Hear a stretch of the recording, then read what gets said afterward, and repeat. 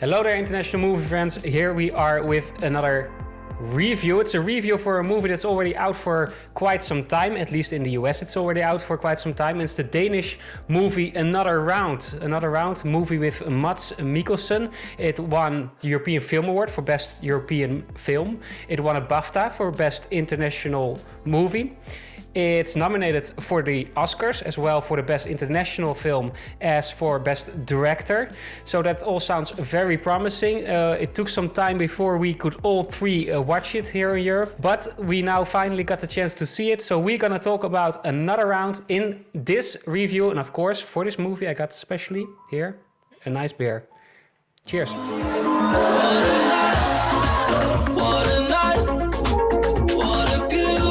Beautiful ride. Don't know where I'm at, but I'm young and alive. What was they saying? What a life. Another Round, guys. This was a movie we have been anticipating for quite some time. We watched the trailer in already December, I think it was. We're going to talk about this film now. We're going to do that by making use of a couple of statements that we prepared. I'm curious to hear what you think about those statements. Let's start with the first statement, Sven. I'm going to kick it off right away with a statement that you brought into the mix.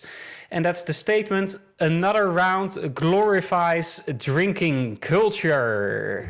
Men spørgsmålet er, hvad der i virkeligheden er fornuft. Der findes en norsk filosof. Han mener, at mennesket er født med en halv promille for lidt. Altså jeg må sige, jeg kunne da godt sådan bruge en halv promille sådan på daglig basis for at få lidt mere selvtillid. Det har vi da alle sammen brug for. Det har du da også brug for. Jeg synes, det er spændende. Yeah, well. Yeah, okay, Sven. That you raise your glass here. We don't know how much alcohol there is in, but I'm on the limit now. I already had some vodka before.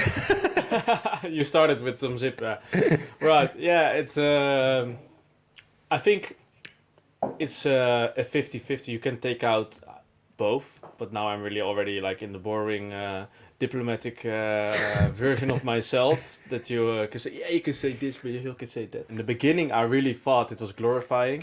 And afterwards, for me, if I have to make a decision, because it's really boring to say 50-50, so I make a decision right now. For me, it was a really bit glorifying alcohol, because I really thought, well, it sounds really interesting. This maybe says something about you. You were like, okay, let's maybe start tomorrow.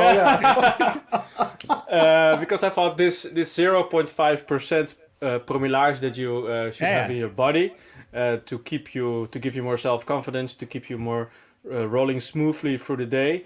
I found it really interesting, and I found it also really believable. And I thought, maybe I would also eager to start try that experiment. Yeah, I had that feeling. Well, yeah. I think we started. We already had that experiment in our student years. Yes, true. But we're not that far in our midlife crisis yet. No, true. We don't know what's coming. Koen, for you, what do you mean? It's already empty. No. What's your position on this? Yeah, a couple of things. I used to work as a student in my student time. I used to work in a restaurant in the Netherlands. I had to open up, and the chef came at 12, and he had to prepare lunch and everything. He was the only one that always asked me already at 11 or 12 Bacardi Cola. Okay, and he did a little bit in the coffee. Yeah, so and imagine sometimes I worked from opening till close. So that means you finish at 1 o'clock or whatever. From 11 in the morning till 1 o'clock at night. How many Bacardi Colas do you think he had? 5, 6, 12. Holy. And it was like a glass, like an IKEA, like everybody knows an IKEA glass. And then half of it. I don't know what I'm more worried about: the 6 or the 12 amounts of Bacardi, or the 12 amounts of Coca-Cola. Yeah.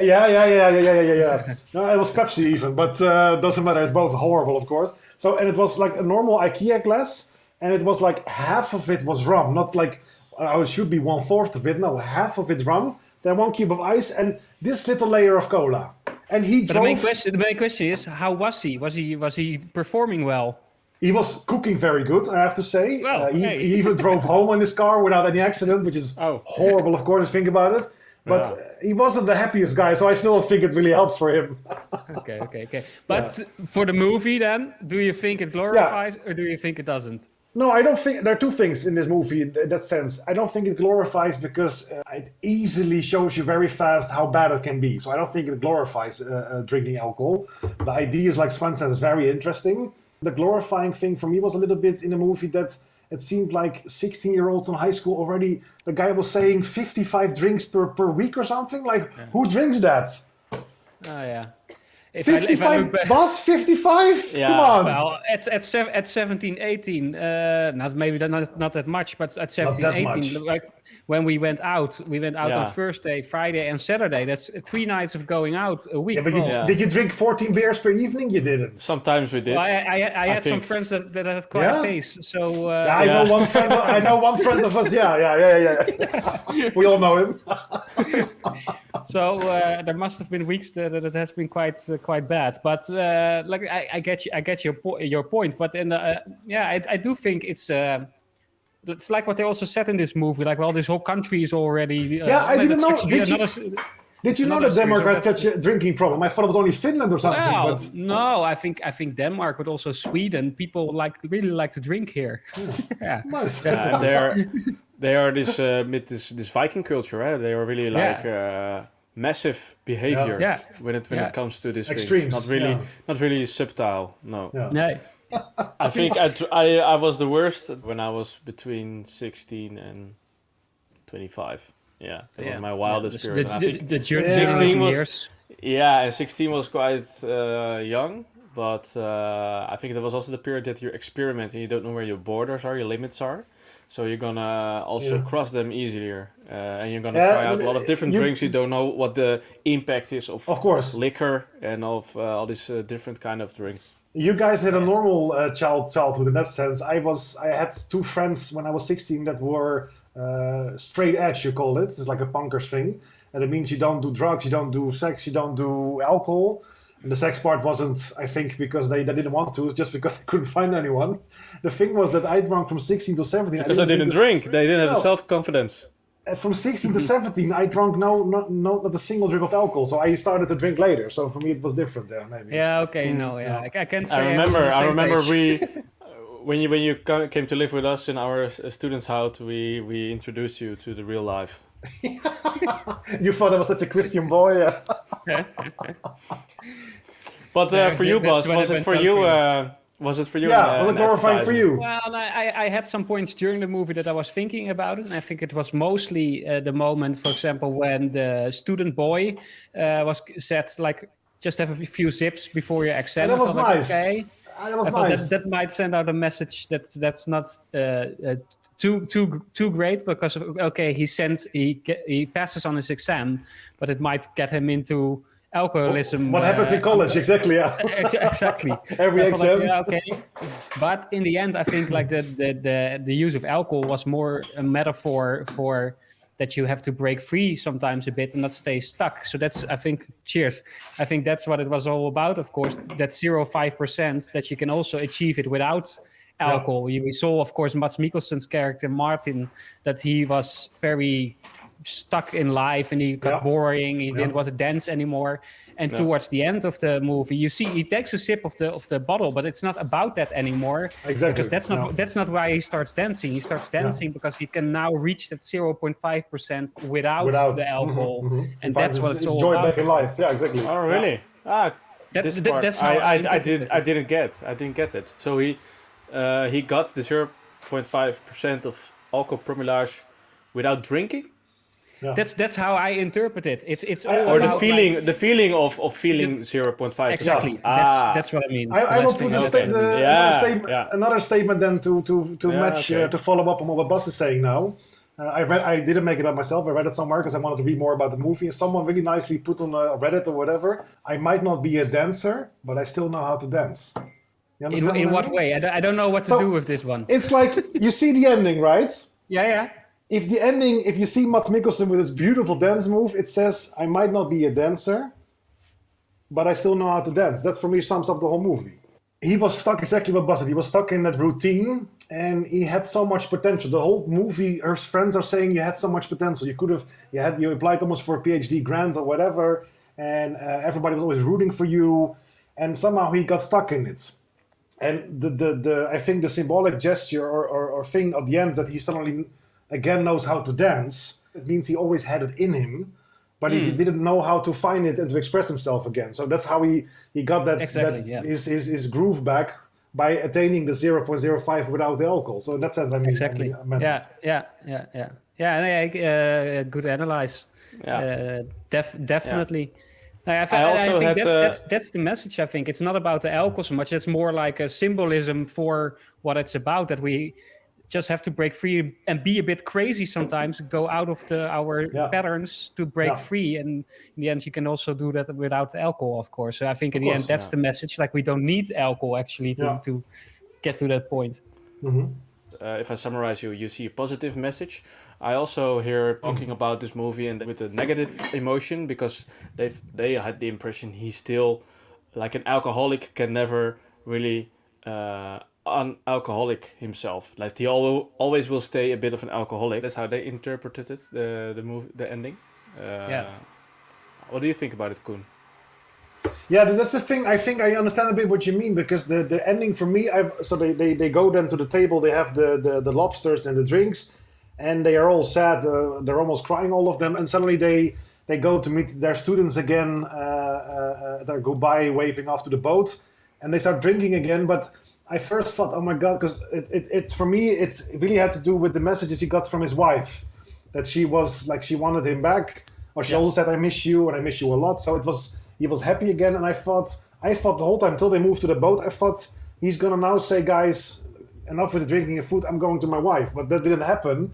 So then he started drinking, and I thought, oh, does he go now? But seeing him dance and just having one zip, I felt like he found his groove back. He enjoyed life again. And if it was only drinking, but I think it was like, I'm doing this, I'm finally free, I jump in the water, I go to my wife, and I think that's how I interpreted it. Interpreted it. Okay, I was not so sure. I also saw that the film director was flirting with death with these shots of the water. That had also some suspense for me that he would Martin took it very dark.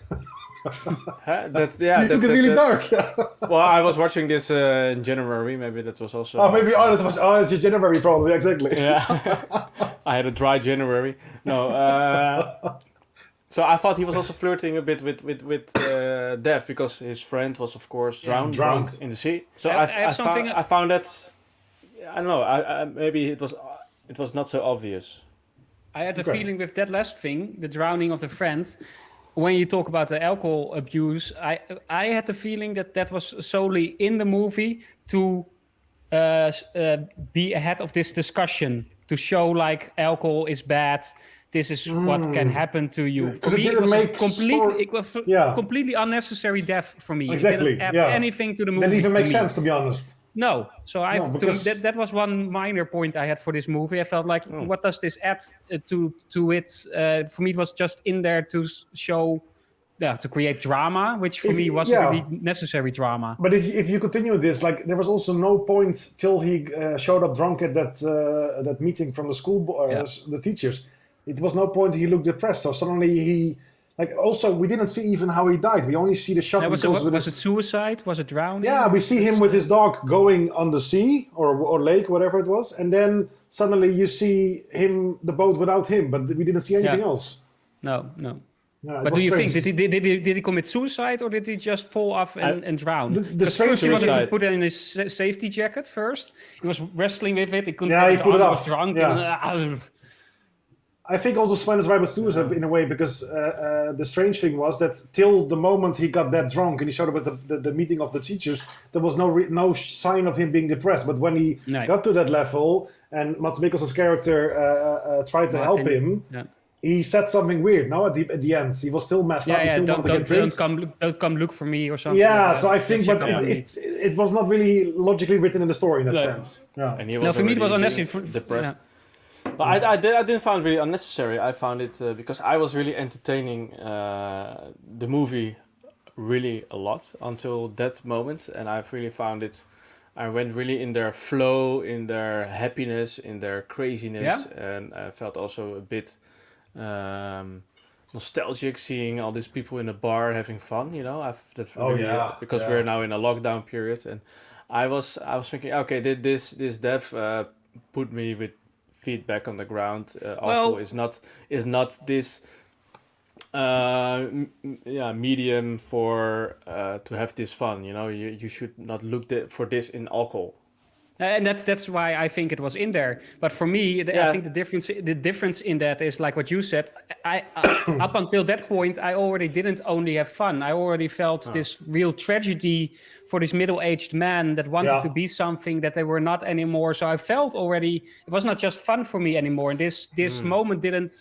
I already had that feeling, so I didn't need that moment to get that feeling, so to say. Okay, I had a different. I thought they were not so sad. I thought that they had the starting position of the movie that they were.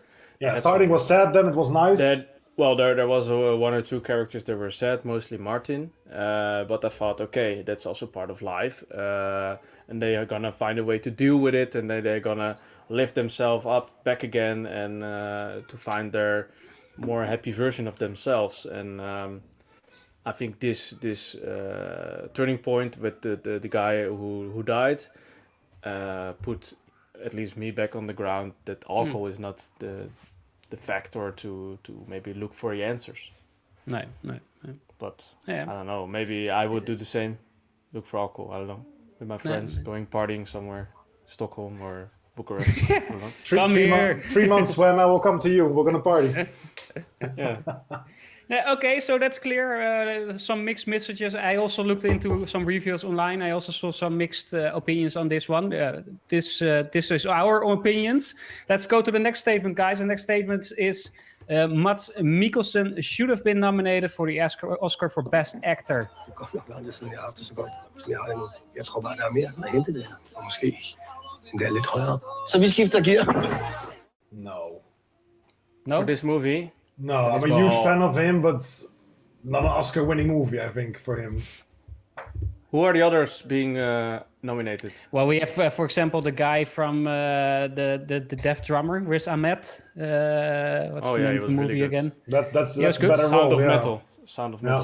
Sound of Metal. If you ask me directly, Mads Mikkelsen or the Sound of Metal actor, which we don't recall the name at the moment. Riz Ahmed. Riz Ahmed. Okay. I would go for Riz Ahmed. Chadwick Boseman, Ma Rainey's Black Bottom. But of course, his nomination makes sense because he, exactly. It's a tribute. Anthony Hopkins in The Father. I didn't see it, but apparently he's amazing in the movie. But great actor, I have to say. Yeah. And we have Stephen Yeun, I think. He plays in a movie called Minari. I haven't seen this one. No, I haven't. I've heard a lot about it. I haven't seen that either. So it's a Gary bit Oldman, hard to say, but. Yeah, well, I'm a huge fan of Mads Mikkelsen as well.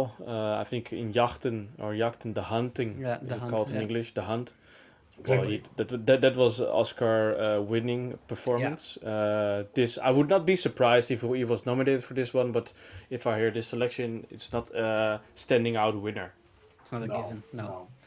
I agree with you. He had way better movies, Mads Mikkelsen, even the other than. Yeah, but I have to say, after seeing this movie, I am feeling a lot that he's best in Danish movies, and that's maybe the Danish movies that I saw, because it has been, of course, this one and Jachten, The Hunt. I think he's really good when he plays this normal guy, bit tragic character, while in a lot of US productions, he's either the villain or it's all a bit more, like US productions, a bit more polished. I really think he excels in this kind of bit tragic, real-life performances. Yeah, but the problem I have with him...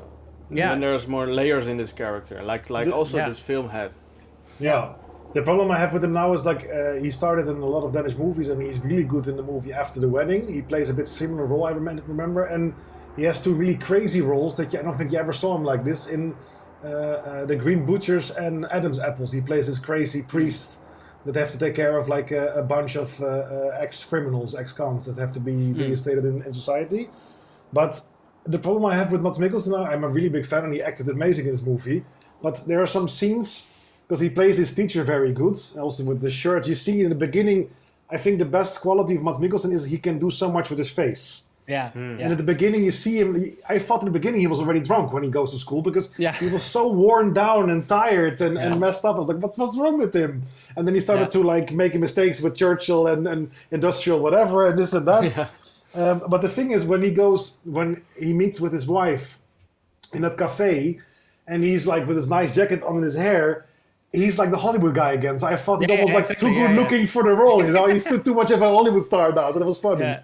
You had the same feeling. I really like the transformation from this teacher that is like, we all know this teacher, you know. Yeah. We all know this guy that is super boring and doesn't really get things across, and you feel almost for the guy because just rumbling up the lines. You have people in your class that completely walk over those kind of characters.